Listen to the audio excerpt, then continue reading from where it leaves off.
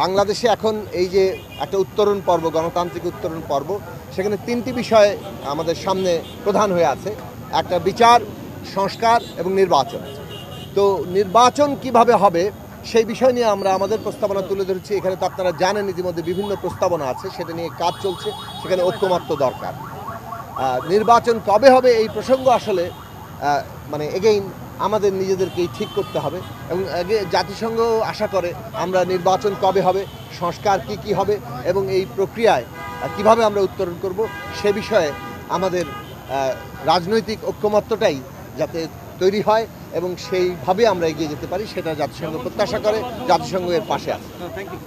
আমাদের দলের দিক থেকে আমরা যেটা মনে করি যে আমরা মোটা দাগে তিনটি প্রস্তাব দেখেছি। গণপরিষদের নির্বাচন, আমাদের দলের দিক থেকে আমরা বলেছি সংবিধান সংস্কার পরিষদের নির্বাচন, আর সাধারণভাবে একটা সংসদ নির্বাচন। আমরা বলেছি যে সংসদ নির্বাচনের মধ্যে যখন একটা সংবিধান অ্যামেন্ডমেন্ট করা হয়, সংস্কারকৃত জিনিসটি তো একটা অ্যামেন্ডমেন্ট আসবে, কিন্তু সেটা আদালত কর্তৃক নানাভাবেই সেটা সংবিধানের সাথে সাযুজ্যপূর্ণ কিনা সেই হস্তক্ষেপের সুযোগ থাকে। যেভাবে আমরা ত্রয়োদশ সংশোধনীর পরিণতি দেখেছি, পঞ্চদশ সংশোধনীর পরিণতি দেখেছি। কিন্তু বাংলাদেশে এখন যে সংস্কারের প্রশ্ন উঠেছে এটা কতগুলো অ্যামেন্ডমেন্ট না, এটা হচ্ছে সংবিধানকে গণতান্ত্রিক করা। 1971 সালের যে জন আকাঙ্ক্ষা এবং এই 24-এর যে গণ অভ্যুত্থানের জন আকাঙ্ক্ষা, তার সংমিশ্রণে সংবিধানকে একটা গণতান্ত্রিক সংবিধানে পরিণত করা।